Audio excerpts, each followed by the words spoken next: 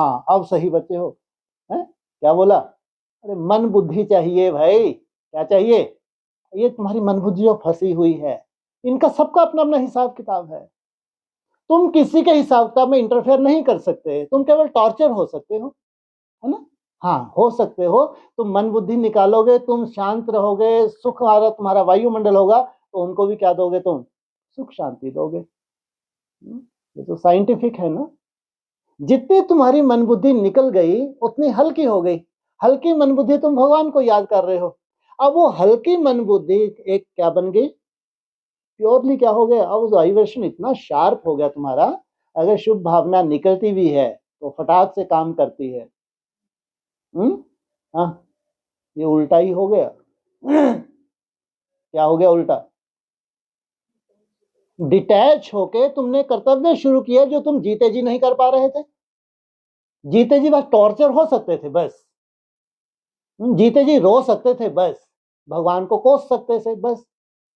भगवान को कोसना तो बहुत ही आसान है, सबसे आसान है भगवान को कोसना, सबसे आसान है उसके ऊपर उंगली उठाना। देखो हम तो शुरू से ही आपके बने हैं, हमने इतना त्याग किया, कभी लहसुन प्याज नहीं खाया, हमने रिश्तेदारों से भी नहीं निभाया, फिर भी आपने हमारी नहीं सुनी, तो पहले ही मर जाती।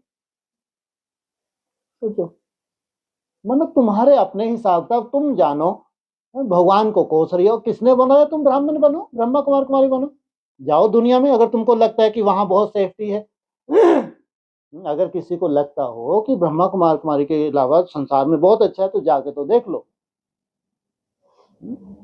इसलिए तुमको तो जितना आगे बढ़ते उतना सूक्ष्मता से अगर चेकिंग करोगे तो अंत भले सो क्या निकलने वाला है? भला ही निकलना है। भगवान कभी अगर किसका अकल्याण नहीं करता तो तुम्हारी यात्रा में किसी का अकल्याण कैसे हो सकता है? अगर अकल्याण हो रहा है तुम्हारी अज्ञानता, अगर अकल्याण कहीं भासता है तो तुम्हारी अज्ञानता। जितना तुम नष्ट वहां बनते हो तो तुम्हारा फर्ज भगवान निभाए ये अच्छा है, या तुम ही दौड़ भाग करो ये अच्छा है? भगवान निभाए।